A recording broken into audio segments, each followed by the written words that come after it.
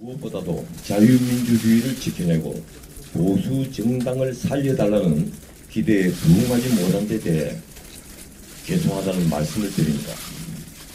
제가 정권을 가진 한국당의 조직강화특위위원을 수락하는 것은 무너진 보수를 재건하기 위해서였습니다.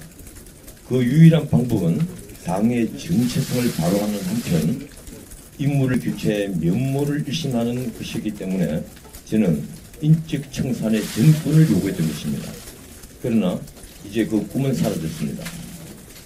국민을 감동시킬 자기 희생에 필요한 최소한의 시간조차 주어지지 않는다면 제가 할 일은 없습니다. 저는 처음부터 2월 전당대회는 물리적으로 불가능하다고 말해왔습니다. 당무감사가 끝나면 불과 20일밖에 남지 않은 12월 15일까지 인적 청산을 하라는 것은 어떤 청산도 하지 말라는 말입니다. 더욱이 예산을 심의 의결하는 기간이자 선거제도를 바꾸는 정계의 활동 기간입니다. 그래서 한두 달이라도 전당대회를 늦춰야 한다고 한 것인데 이런 제 의견을 월권이라고 하면 저는 더 이상 할 말이 없습니다. 조강위원을 맡은 뒤에 수많은 인터뷰 요청을 거절했습니다. 여기 있는 여러분들이 잘 아실 겁니다. 하지만 6차례 방송 출연 등을 통해 제 의견을 필요한 바 있습니다. 저는 보수 단일대고 비박 친박 간의 갈등을 줄일 끝장 토론을 제안했습니다. 새로운 보수 정치인의 기준으로 온실 속의 화초보다는 비바람을 맞으며 자란 들꽃 같은 인재를 원했습니다. 국회의원들에게 지식과 도덕성, 열정과 소명의식을 요구했습니다. 그래서 병력과 납세 등 노블리스 오블리주를 다하지 못한 분은 물러나야 한다고 했습니다. 양지에서 편안하게 의정생활을 하는 분들에게 금지 출마를 요구했습니다. 당권 대권을 운이하는 분들에게는 자기 반성과 자기 희생을 보여달라고 했습니다. 조직 강화의 정권을 가진 제 이 말들이 결코 월권이라고 저는 생각하지 않습니다. 그런데도 견디기 힘든 공격이 시작됐습니다. 8일 동안 무근수행하면서 인터뷰를 모두 거절한 저에게 이름조차 모르는 비대위원들이 언행을 조심하라고 했습니다. 저는 그분들에게 그런 경고를 받을 어떤 언행을 한 적이 없습니다. 정권이 아니라 전례가 없는 권한이라는 말도 들었습니다. 이건 모욕입니다.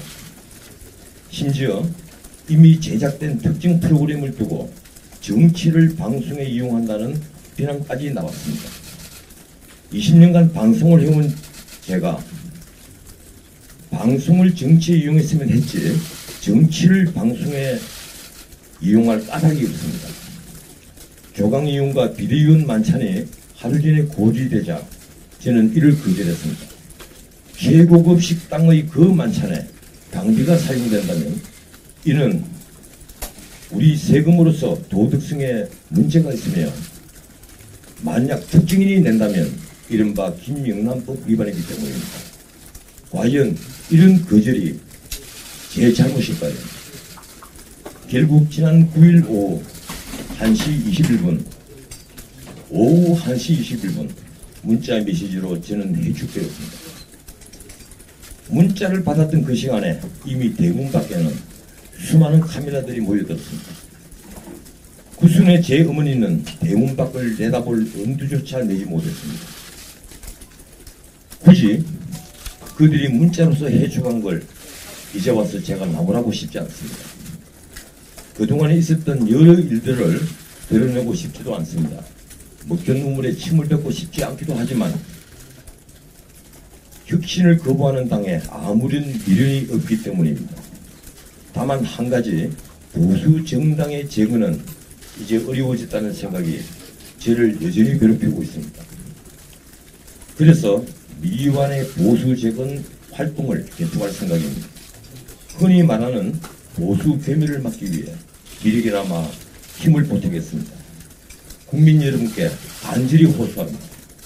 보수를 다시 세웁시다. 이 나라의 미래를 책임질 새로운 보수가 일어서야만 합니다.